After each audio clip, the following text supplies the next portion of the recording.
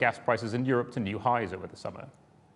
As shown in the blue line on the right, our economy forecast is conditioned on market expectations for gas prices over the next 3 years, which we then hold constant in real terms in the final 2 years of the forecast. Based on the average of the futures curves over the 3 days to the 26th of October, gas prices are expected to reach a peak of around £3.70 per therm in early 2023, and are roughly double the level of our March forecast over the year. Prices then fall back to around £1.90 per therm in the mid-2020s, which is still 4 times higher than we were used to before the pandemic.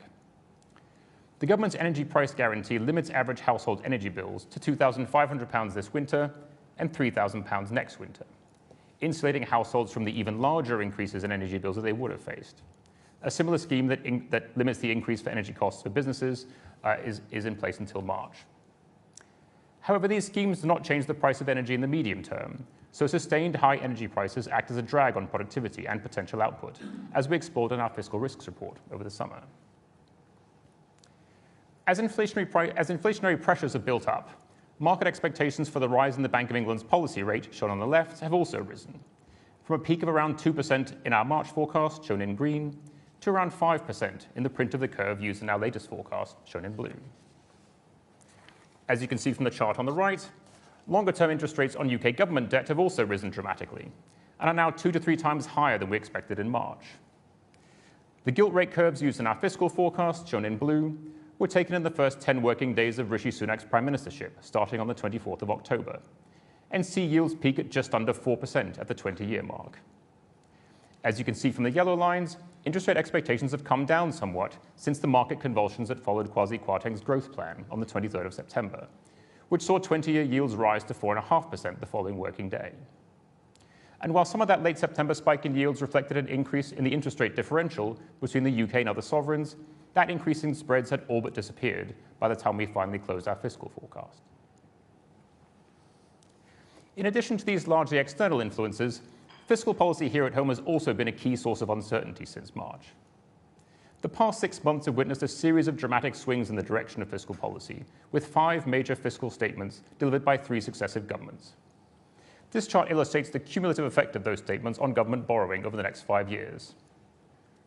Starting with then-Chancellor Rishi Sunak's 26th of May cost of living package, which added £9 billion to borrowing in this financial year, with savings in subsequent years from the new energy profits levy. Fast forward to the 8th of September, and then Prime Minister Liz Truss's original energy price guarantee and equivalent support for businesses added £70 billion to borrowing over the next 2 years.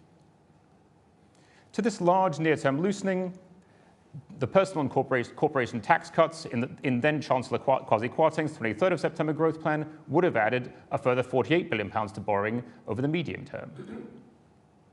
But almost all these tax cuts were reversed in Chancellor Jeremy Hunt's statement of the 17th of October, with the main survivor being the ditching of the health and social care levy, which brought the net medium-term loosening down to £21 billion by 2027-28. And finally, today's autumn statement delivers a further package of net tax rises and spending cuts, which reduce borrowing by £62 billion by 2027-28.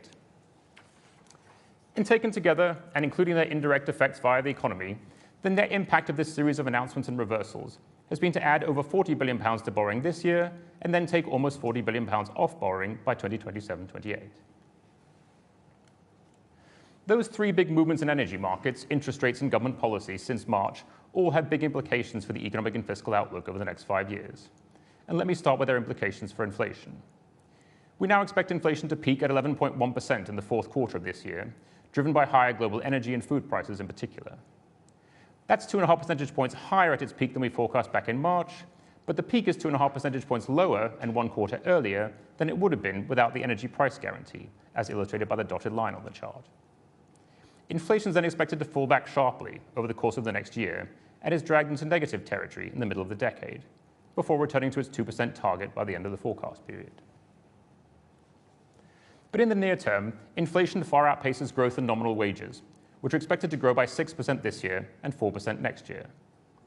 This drives historically large falls in per-person real disposable income, which dropped by a cumulative 7% over the 2 financial years to 2023-24, wiping out the last 8 years of improvement.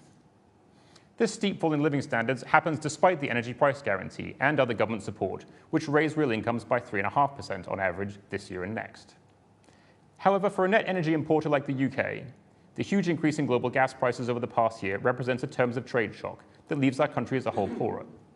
So while government policy can, through spending, taxation and borrowing, alter who in the UK pays for these high energy costs within and between generations, it cannot make them go away.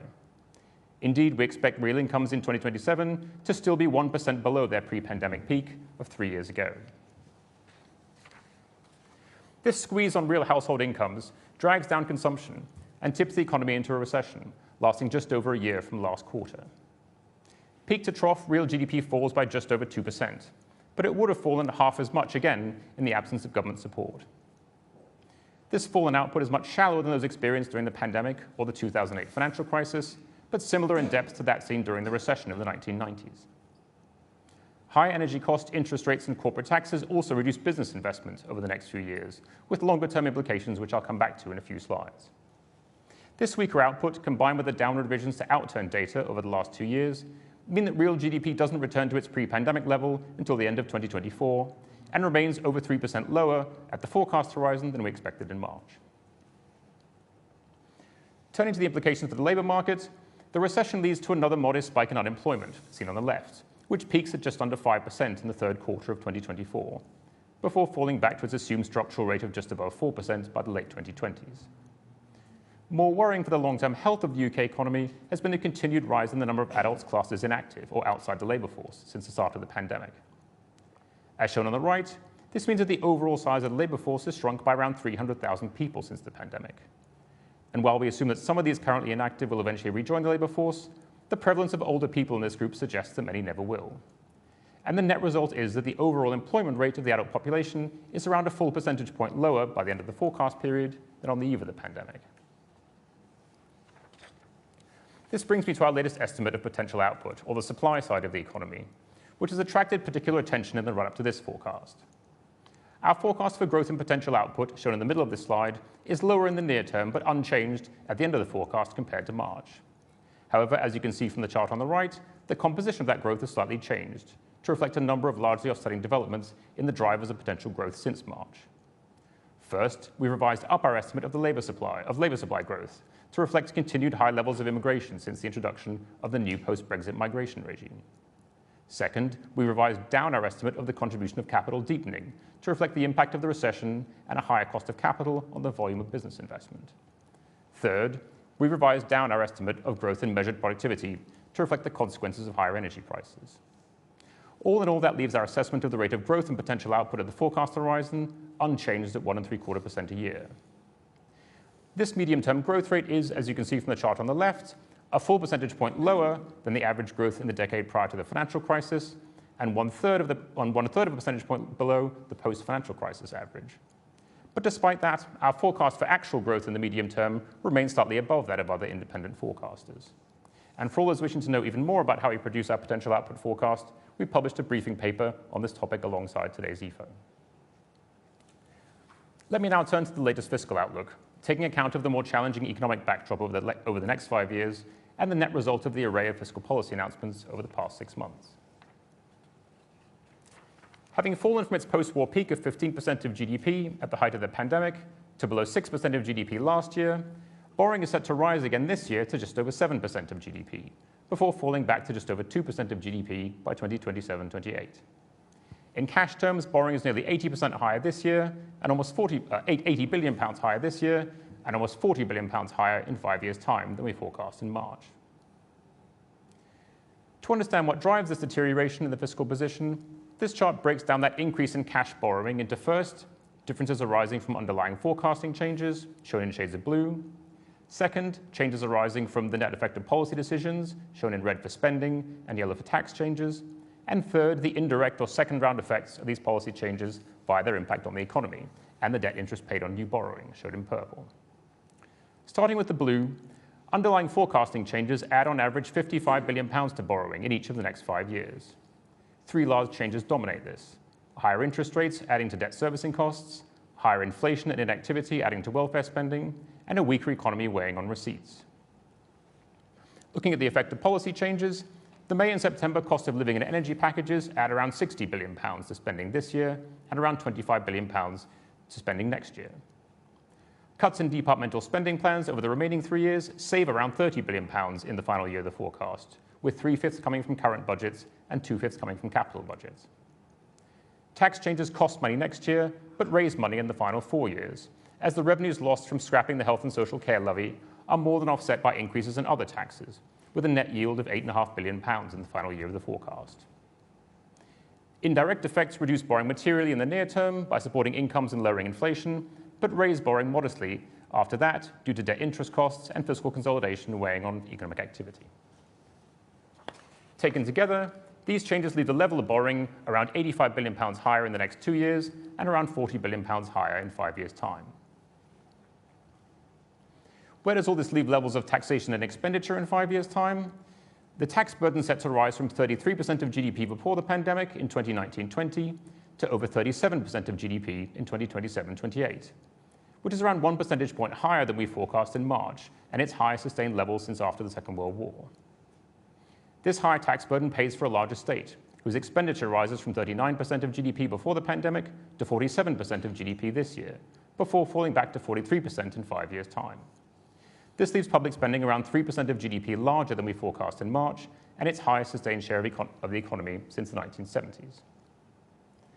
This increase in the overall size of the state over the medium term is driven by a combination of higher inflation and interest rates, which push up the cost of the government's inflation index welfare commitments and servicing its higher stock of debt.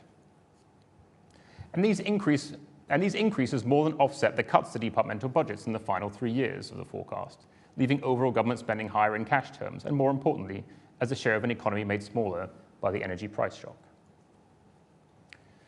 This slide looks in more detail at the implications of those reductions in departmental spending beyond the current spending review period, ending in 24-25. At the time of our March forecast, the total envelope for departmental resource or current spending or current expenditure was expected to grow at around 2.5% in real terms from the middle of the decade. This resource envelope was sufficient to allow the government to meet an array of medium-term spending commitments and pressures, including growing health spending by 3.1% a year in real terms, continuing the underlying growth rate in health in the current SR period, growing defense and overseas aid spending in line with GDP, and holding core school spending per pupil constant in real terms. And this would have left sufficient resources for the budgets of all other government departments to rise by 2.8% a year in real terms in the next SR period. But the removal of £18 billion from the resource envelope by 2027-28 in this autumn statement means that total spending now only grows by 1% a year in real terms over the next spending review period. And meeting the aforementioned pressures and commitments in health, defense, aid, and schools within the smaller envelope would now apply a real terms cut of 0.7% per year in the remaining spending. While significant, cuts on this scale are smaller than those planned in SR10 and SR15, which planned real cuts of 5% and 3% for such unprotected departments. However, one needs to bear in mind that it's this same group of departments that have borne the brunt of successive real cuts over more than a decade, and that the base from which the next squeeze will apply in 2024-25 has already been squeezed by the decision to not reopen the cash limits set in the October 2021 spending review to compensate many of these departments for much higher inflation in the meantime. So while we consider the revised path for public spending beyond the current SR years to be plausible, it's not without risks, as we spell out in the EFO. Turning to what this implies for the stock of debt. Compared to our March forecast, headline debt is higher as a share of the economy in every year, and by 17% of GDP in the final year. Including the net debt of the Bank of England, it rises from 97% of GDP last year to a peak of 107% of GDP in 2023-24, its highest level in 6 decades, and then falls over the remaining 4 years of the forecast. But this path is somewhat distorted by the repayment of around £150 billion of loans issued by the bank's term funding scheme. Excluding the bank, underlying debt rises from 84% of GDP last year to a peak of 98% of GDP in 2025-26, and then falls modestly over the final 2 years of the forecast. This higher stock of debt, coupled with much higher interest payments, means that the share of public revenue being consumed by interest payments has risen dramatically since the spring. We expect debt interest costs to rise from under 5% of revenues in 2019-20 to 8.5% of revenues in 2027-28, having spiked to a post-war high of 12% this year. It's not just the scale, but also the speed at which higher interest rates and inflation have pushed up debt servicing costs that's a warning to this and future chancellors. As we've underscored in successive reports on fiscal risks, Three developments in recent years have greatly increased the sensitivity of the public finances to changes in borrowing costs since the start of the century. The first is the increase in the debt stock itself, which has almost quadrupled from the 28% of GDP that it was in 2000-2001 to 102% of GDP by 2022-23. The second is the associated rise in inflation-linked debt, which has risen from 6 to 22% of GDP, and for which any inflation surprises directly increase the stock of debt rather than erode its real value. And the third is the shortening of the effective maturity of that debt as a result of the quantitative easing operations of the Bank of England. This has reduced the medium-term maturity of debt of the consolidated public sector from 7 years in 2008 before QE to less than 2 years now. The combined effect of all these changes has been to leave the public finances much more exposed to interest rates and inflation movements than before. And to illustrate this in today's money, every 1 percentage point rise in short-term interest rates now adds £13 billion of debt interest costs the following year, rather than just £2 billion if we had the same debt level and structure as in the year 2000. The heightened sensitivity of the public finances to higher inflation and interest rates more than explains why government has missed both of its currently legislated fiscal targets. Set by then-Chancellor Sunak last October, they included targets to get underlying debt falling as a share of GDP and balance the current budget 3 years into the forecast, 2025-26 in this forecast. These legislated targets are set to be missed by $11.4 billion and $8.7 billion in this forecast. But as he deals with the fiscal consequences of this energy shock, the current Chancellor has proposed a new set of fiscal targets in his autumn statement. The first rule is to ensure that underlying debt is falling after 5 years, rather than 3. In the absence of new policy measures, he was on course to miss this target by £28.9 billion. With them, he's met it, with £9.2 billion to spare. The second rule is to bring overall borrowing below 3% of GDP by the end of the forecast. Pre-measures borrowing was set to be 3.7% of GDP. Post-measures, it's 2.4%, meaning this target is met with £18.6 billion to spare.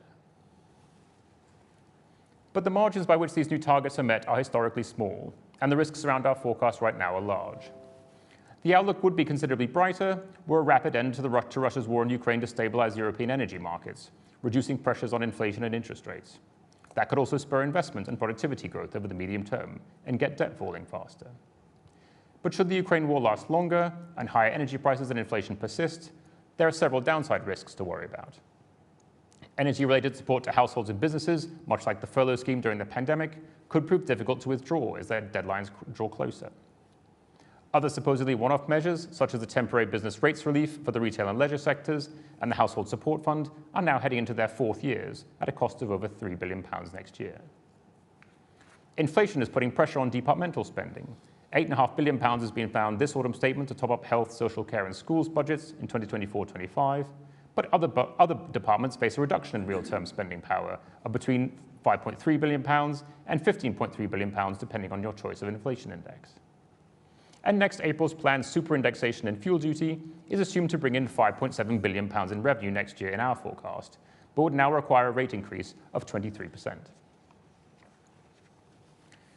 In summary, rising energy prices, inflation and interest rates have taken the wind out of a UK economy which had not quite regained its pre-pandemic level and tipped it into a recession we expect to last for just over a year from last quarter. Inflation is expected to peak at 11% this year, but would have peaked 2.5 percentage points higher without the energy price guarantee. Despite the government spending more than £100 billion over the next 2 years to cushion the resulting financial squeeze on households and businesses, we expect a record 7% fall in living standards over the next 2 years. These largely global forces are putting pressure on the government finances and would have seen underlying debt on an ever-rising trajectory in the absence of further policy action. To bring growth in debt under control within 5 years, the Chancellor's announced £30 billion in tax rises and £30 billion in spending cuts in this autumn statement. But this still leaves the stock of government debt £400 billion higher in 5 years' time than we assumed in our forecast back in March. And the more than doubling of interest rates in the meantime pushes the share of government resources consumed by the cost of servicing that debt to its highest level in a generation. This leaves the UK public finances more sensitive to movements in interest rates than they have been for decades. When these rates move in the government's favour, the fiscal outlook can improve by large sums. By way of illustration, movements over the past week and a half alone would add around £10 billion of the headroom against the Chancellor's goal of getting underlying debt falling relative to the market expectations in our forecast. But it also leaves the public finances more vulnerable to sudden shifts in market sentiment, a foretaste of which we had a few weeks ago, and to which the near doubling of debt interest costs between March and our forecast attest. And with that, I'll now hand things back to Laura, who'll be chairing the question and answer session. Thank you. Okay, thank you, Richard. So I think we'll reward those who've ventured here in person and start with a couple of questions in the room. If you could please wait for the microphone to get to you and tell us who you are and where you're from, if you so wish. We'll start with this lady here, Chloe. Hello there, it's Anna Isaac from The Guardian. A couple of questions. First, could you clarify why the cost of taking of a bulb has risen so significantly? It's a very sharp increase in the cost. It's mentioned in a couple of the footnotes. And secondly, how credible is the 61.7 billion tightening in 2027-28?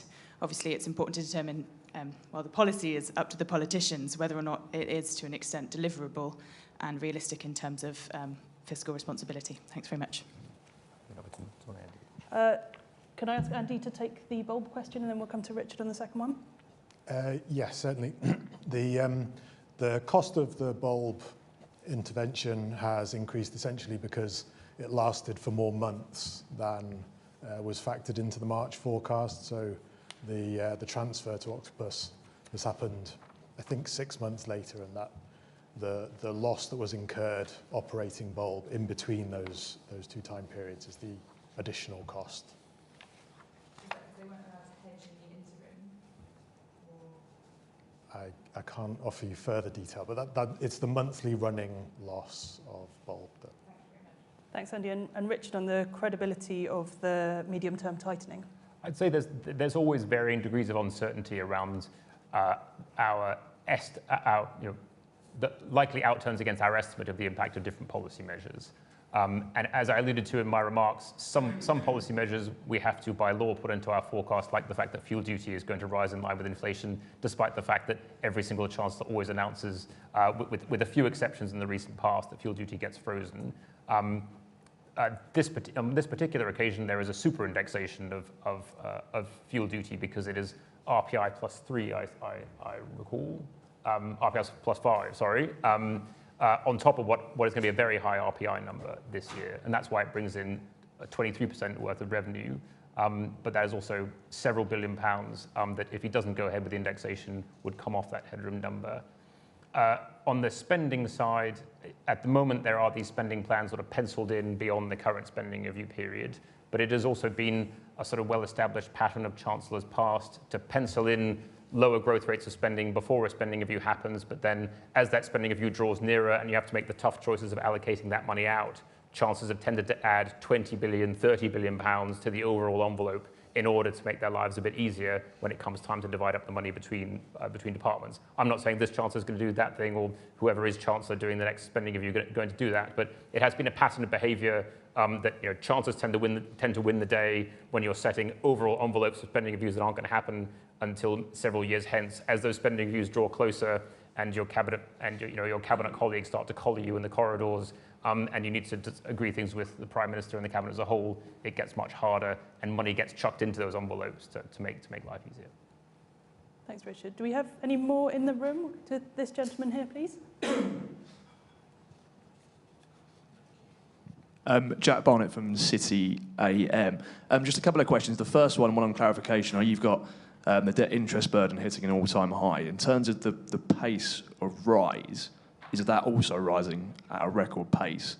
And then the second question is, you obviously mentioned there that public finances are more vulnerable to shocks in financial markets. I kind of flip it round and say, are financial markets now almost looking at us very intensely, both on how we reduce our deficit and also whether or not we can get out of this low growth malaise that we've been in for a few years now?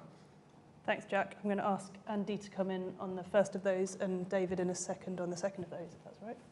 So I don't know for certain, but I would be amazed if it's not the fastest rise. It's in the short term, it's very, very heavily influenced by RPI inflation, which went from very low to obviously very high right now. So as much as £75 billion worth of the debt interest spending in this fiscal year is on index-linked debt.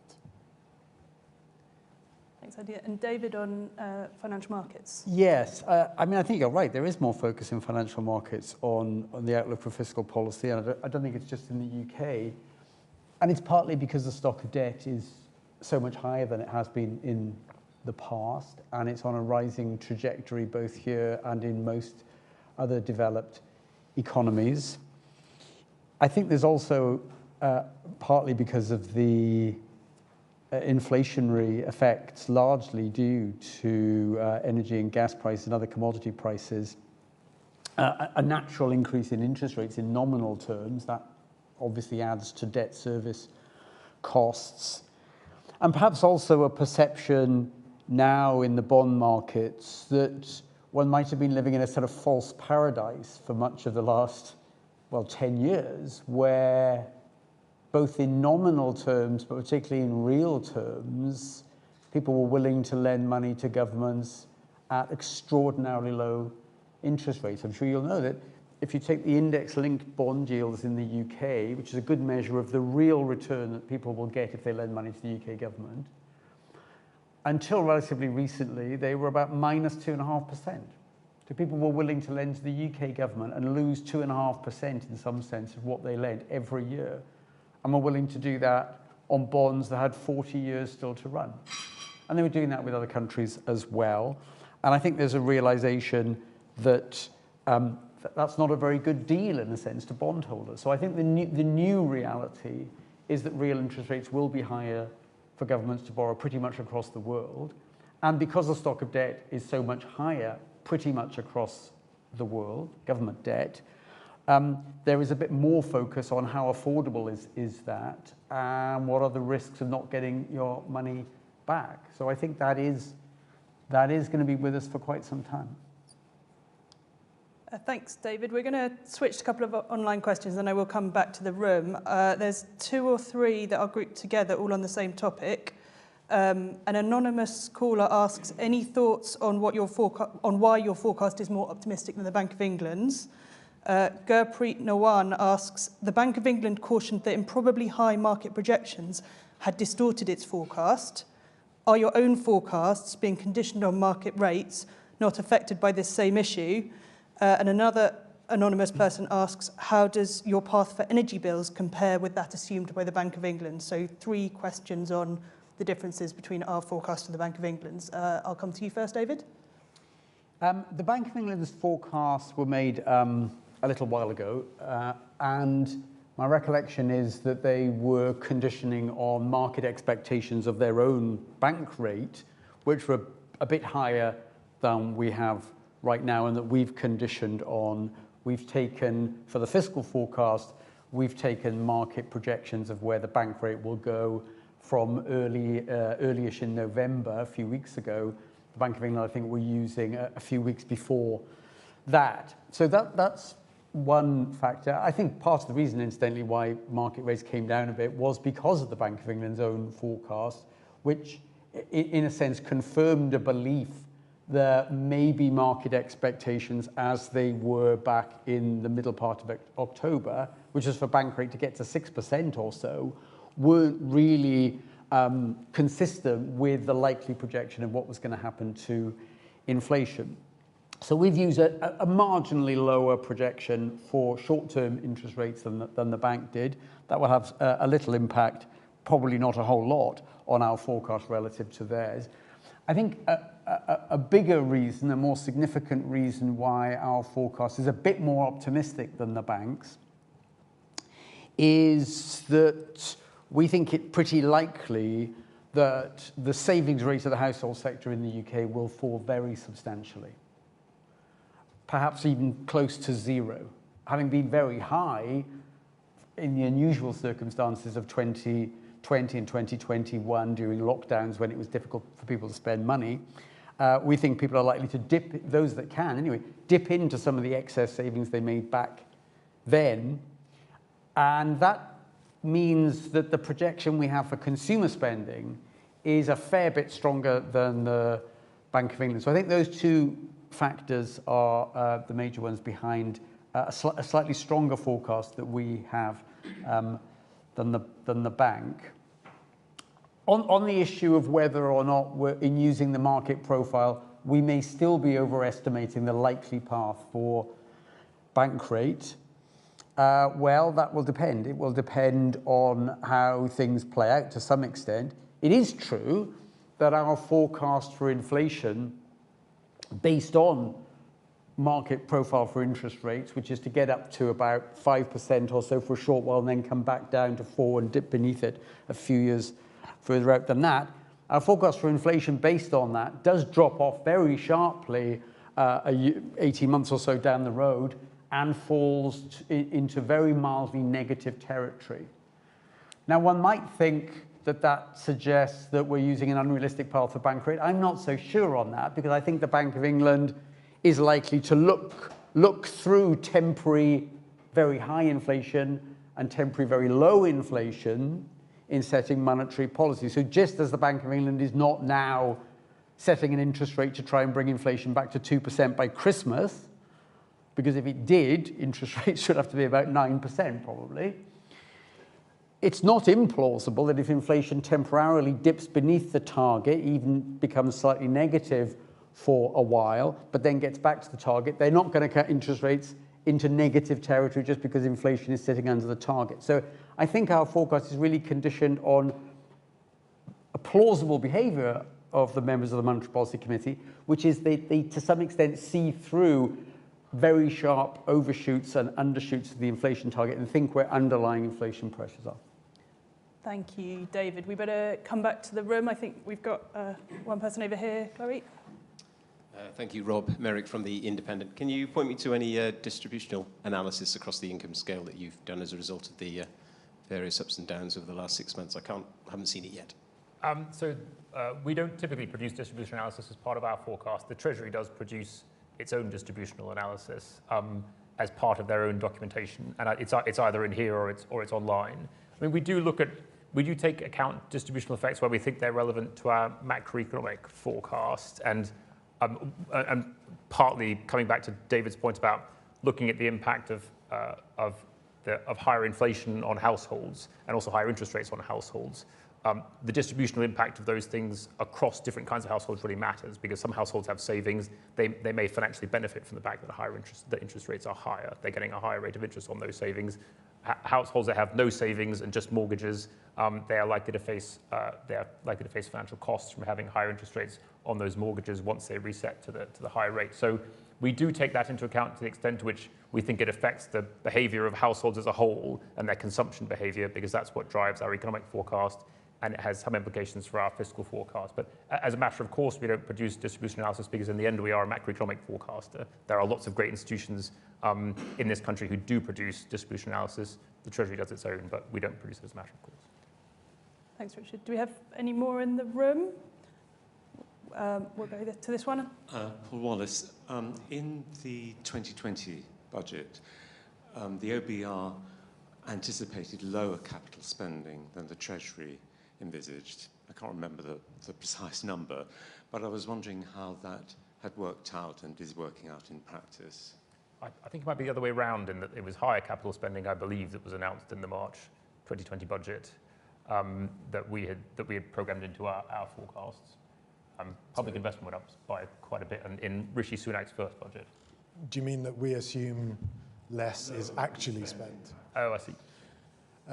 Yes, that has largely come to pass, not precisely, but the plans are never spent 100% because running that close to the line is dangerous for accounting officers in departments, because if you cross it, you have to explain yourself to Parliament.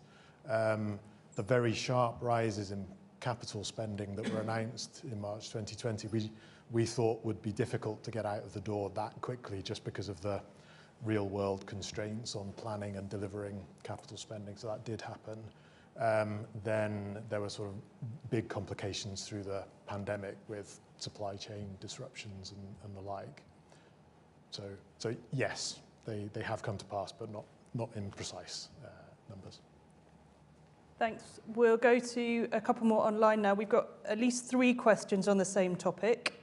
Martin Woodhead asks, what has been the impact of Brexit? Marion asks, what impact does Brexit have on the situation currently and going forward? And Shirley Cameron asks, what is the impact of Brexit on stifling market activity and reducing competition, which has worsened inflation? How has this been accounted for in the OBR forecast? I don't know if Richard or David would like to take this. I mean, since the referendum, our forecasts have been premised on an assumption that over time, the UK's departure from the European Union reduces the level of potential output of the UK by around 4% after 15 years. That was premised on the assumption that being out of the EU would reduce the trade intensity of the UK economy, so its degree of openness to the outside world. What we've seen so far in the trade data bears out those assumptions. Trade intensity is falling over time and has been doing so since we put those assumptions into our forecast. It's something which we keep track of, but it is something essentially sort of baked in to the numbers that you see. We don't make any specific adjustment to our inflation forecast to identify or account for Brexit effects. We basically take the data as it stands and do it in a fairly standard way. Thanks very much. We'll take one more online and then I'll check if there's any more in the room. An anonymous person says, can you maybe explain why the economy is expected to grow so much higher than its potential growth in the medium term, i.e. the back end of the forecasts? And we have a sort of similar question, also from Anonymous. What can account for the sharp acceleration in growth from 2024 to 2025? David, would you like to come in on that? Yeah, I mean, what happens in our forecast, and I think what's likely to happen in the world, which is more important, is that in the very near term, it's going to be a year of squeezed budgets for households. Companies probably won't be doing as much investment. We're still dealing with this huge increase in energy costs and interest rates going up. So quite likely, we have a year of mildly declining GDP. And that opens up an amount of spare capacity in the economy, which means that we move from a situation which we've been in recently of, in some ways, demand running ahead of the supply capacity of the UK economy, and that flips over to output falling, and therefore the supply capacity of the economy actually becomes ahead of the actual level of GDP. And in the second half of the forecast, even though we're not predicting some bonanza growth rate in the productive potential of the economy, because you start out a couple of years from now with some spare capacity, as you get back to a more normal situation 4 or 5 years down the road, the growth rate of GDP in that second half of the forecast can be a bit faster than the growth of potential output because you're starting out with some slack in the economy. So that's the kind of mechanics of how the forecast works. I should just add that though, we have a forecast for the underlying growth of the potential of the economy, which toward the end of the forecast horizon is that potential output grows at about a bit less than 2%, 1.75%. That's mildly more optimistic than what we've seen in the 10 years or so after the financial crisis, which is a truly dismal decade for UK growth. But it's quite a lot short of the rates of growth of potential output of the economy that we saw in the 10, 15 years leading up to the financial crisis. So you could either describe that forecast of where potential output is growing at the end of our forecast horizon as optimistic relative to the dismal 10 years after the financial crisis, or pessimistic relative to the 10 or 15 years before it. I hope we're right in describing it as a sort of sober and realistic forecast. Thank you. Do we have any more in the room? We have tons online, if not. Okay, I'll permit you one more, then we better go back to online. So I'm going to do better than my first question. Can I just ask you about net migration? So your forecast here is that it will decline between 2023 and 2026, but you seem to be saying that both of those figures are significantly higher than you were forecasting only 6 months ago because of a big increase in visas in the post-Brexit regime. Can you say any more about why your forecast would have changed so much over the last 6 months?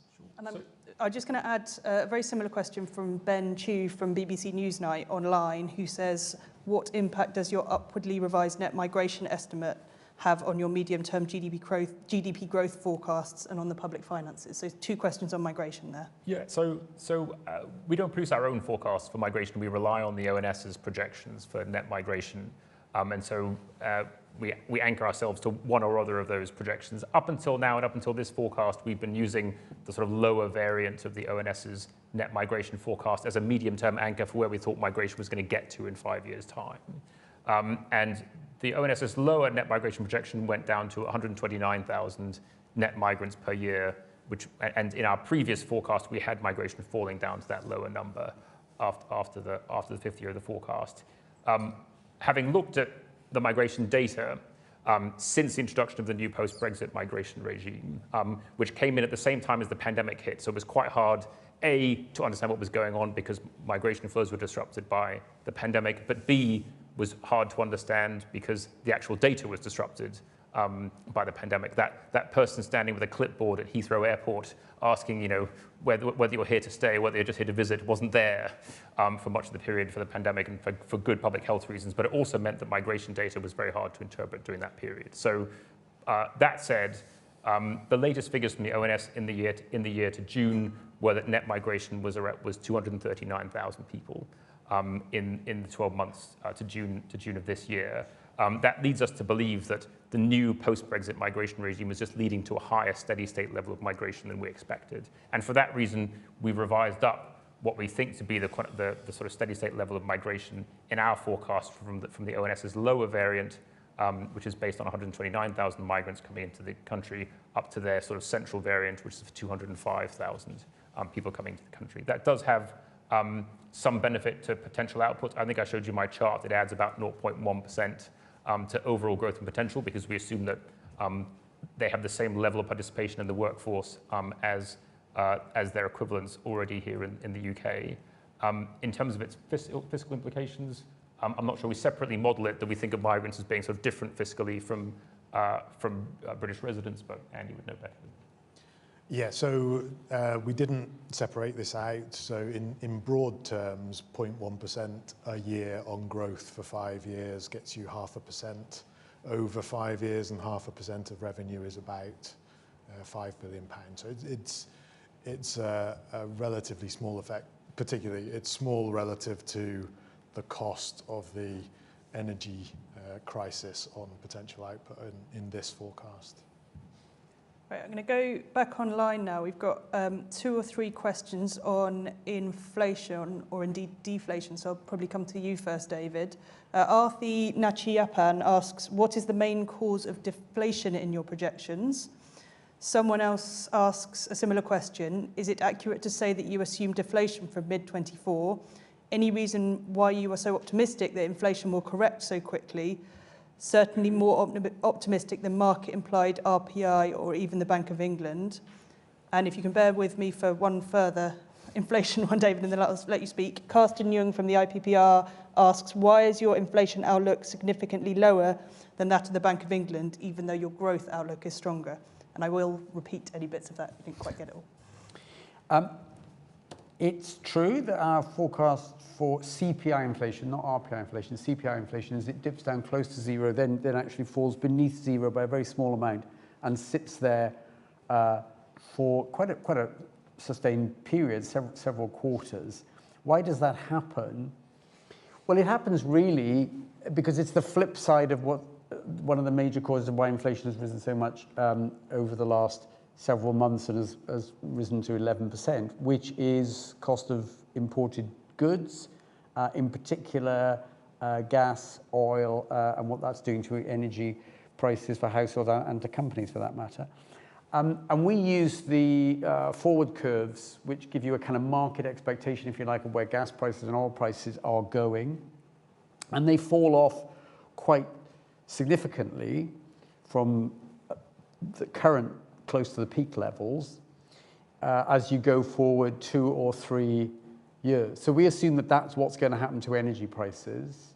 So instead of energy prices driving up inflation very sharply, they drive inflation down quite sharply. In fact, even if energy prices just didn't change, then the increase would kind of fall out of the year-on-year price level comparison, and therefore the inflation rate would drop back. But actually, the forward markets for those for oil and energy, gas in particular, imply that they're falling. So that's the story behind inflation falling to really rather low levels and being sort of marginally negative. Instead, it's only negative on CPI. RPI inflation tends to be materially higher than CPI inflation, and so the RPI forecast I don't think would dip negative and sit there for any period probably on an RPI inflation. Why are we somewhat more, I suppose you could call it optimistic on the path of inflation than the Bank of England? I mean, in a sense, that's a question for the Bank of England. And I'll tell you about our forecast rather than theirs. It may be, although I'm not sure about this, it may be that we look at the energy futures a little bit further down the road than the bank use in their forecast, so we get this kind of drop-off that they don't factor in. I'm not entirely sure that's true. That may be a factor. And we probably have a slightly weaker forecast in wage inflation. But again, that's kind of more question for the Bank of England than for us, perhaps. Do you want to comment on that? It's probably worth us saying one thing about how we've done our inflation forecast this time around compared to on previous occasions, which David may or Andy may explain better than me. But one thing we've done is reweighted our CPI forecast over time to reflect the fact that the composition of household consumption changes as prices change, because you have to consume more energy in your basket when it's more expensive, and then you consume less of it when energy comes out. Usually, we don't adjust the CPI basket over the course of the forecast because we assume the composition of household consumption is essentially unchanged over the 5 years, or at least hard to predict. It's now much easier to predict how it's going to change because the price of some commodities and necessities is going up very much. That ends up giving more weight to inflation in the near term, but then it gives as those things fall and they have more weight in the basket, that then drags inflation down at least for a few years because their prices are falling. And that may be another explanation for why we've got lower inflation and actually negative sort of deflation for a few years compared to some other forecasters, because we're actually trying to anticipate how the ONS is going to recalculate inflation over the 5 years rather than just assuming a constant basket.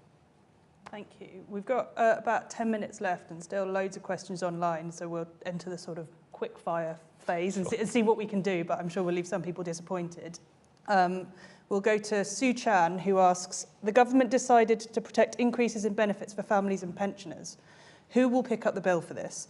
Do you expect its decision to freeze the threshold for employer NICs contributions to lead to fewer jobs being created? So I think that's a couple of questions there.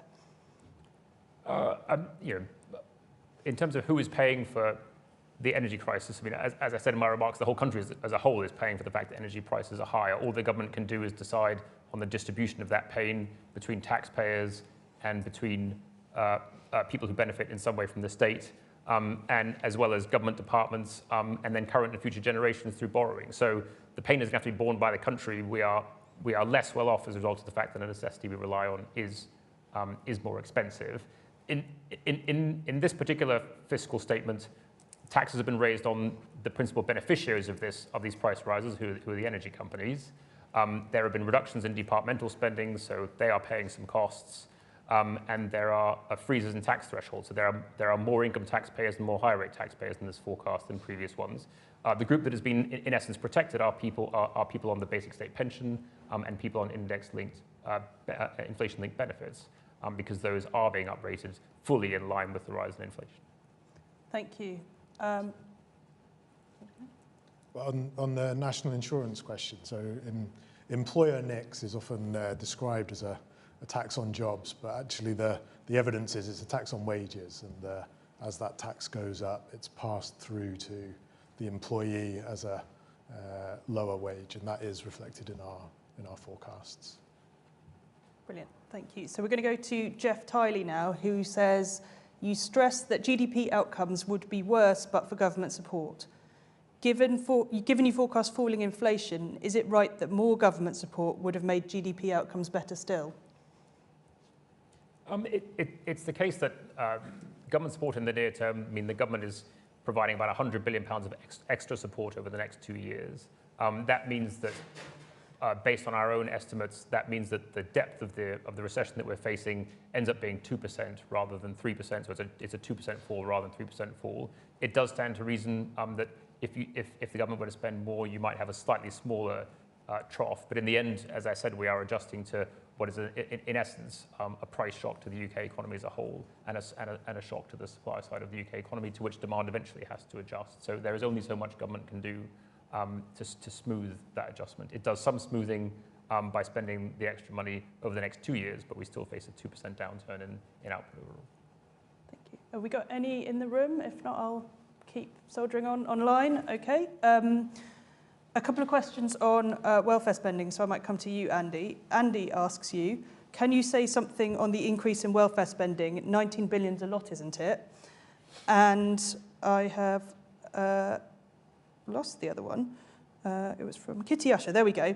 Do the tweaks to welfare policy announced today have a measurable impact on labour supply forecasts?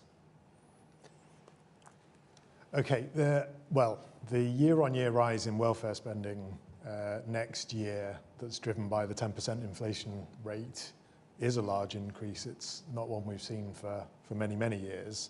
And I don't think there's a lot more I can say than that.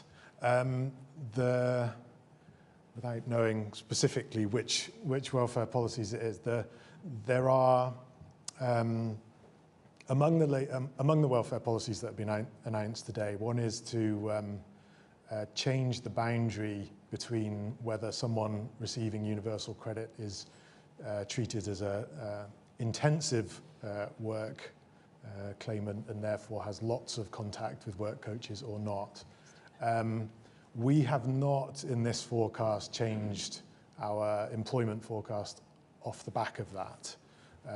So in a sense, we will await the evidence of that and factor it in as it appears in the data. Thanks, Andy. A couple of broader questions online. Josiane Kakao asks, any reason why we didn't have your assessment of the previous mini-budget? And Kathleen asks, what is UK budget responsibility? Independent judgment is fine, but why is so much of UK economic policy opinion rather than logic? I will ask you to answer those, Richard. I think the short answer to the first question is that we weren't asked to produce a forecast for the mini-budget, and under legislation it is for the government to decide whether they want a forecast to accompany their fiscal statements and whether those forecasts get published, and in neither case was that the case for the mini-budget. It's also the case that, as I pointed out, there were 5 different fiscal statements made since March, and this is the first one that has had a forecast accompanying it, and this has become something of a pattern in British fiscal policy making, that major fiscal announcements get made without an economic forecast, without a fiscal forecast accompanying them. Sometimes there are good reasons for that. There's a crisis, necessity demands it. But in the case of the mini-budget, we were not asked to produce a forecast. Thank you. I'll give everybody in the room one last chance to put their hand up. No, I think... Sorry, we've got one from Anna. Sorry, Anna. I just wanted to try again. Is 61.7, is that the biggest fiscal consolidation that's ever been pushed to the end of a forecast? Is it the biggest single one? Andy's memory may be better than mine. It is a very large single fiscal event tightening, 60 billion in this one. So if you remember back to June 2010 and the coalition's first government, the additional fiscal tightening they announced was 40 billion. And if you factor in the larger economy now, they're probably pretty similar numbers. But the difference is that this fiscal consolidation is announced against a backdrop of the March forecast that it certainly had higher taxes, but not rising taxes in the medium term. And it had pretty stable public spending as a share of GDP. The coalition's first budget was announced against the backdrop of very substantial fiscal tightening that they had inherited from the outgoing government. So I think roughly 115 billion of overall tightening, because they inherited a consolidation that was twice as large as the additional measures they took. So in that sense, it's not on the same scale as what the coalition embarked on, because they were in a sense, doubling down on what they inherited. Great. I think we've got time for one final question. And it's online. Someone says, is the new fiscal target to cut borrowing to 3% of GDP the laxest there has ever been? How many different sets of targets have we now had and largely broken? We've had very many fiscal targets since the idea of fiscal rules came to this country in the late 1990s. 3% of GDP is probably close to being one of the laxest. In previous iterations, you've had rules to balance the current budget, but the government's never managed to spend 3% of GDP on investment, which meant that that didn't imply running a 3% of GDP deficit. So it is relatively lax compared to certainly George Osborne's old rules, where he was actually trying to balance the budget bang on, so zero deficit. And it's also more lax than trying to balance the current budget, given that we only invest about 2 to 2.5% of GDP these days. And indeed, Rishi Sunak's old rules to balance the current budget are still being broken in our forecast. It's also the case that meeting fiscal rules is pretty rare these days. I think there's only been 1 or 2 years in the last decade where fiscal rules were actually being met. But I think you also have to take into account, we've had a financial crisis, a pandemic, and an energy crisis, and these are difficult environments to operate rules-based policy. So you do have to also have some sympathy for the people who have to make the decisions necessary to try and meet these rules. Thank you, Richard. That's all we've got time for this afternoon. Apologies to all those online whose questions we didn't get to. We're very happy to follow up with you afterwards or take requests for supplementary information. And I'll wrap up by saying thanks to everybody for joining us, and we look forward to seeing you at our next event in the new year.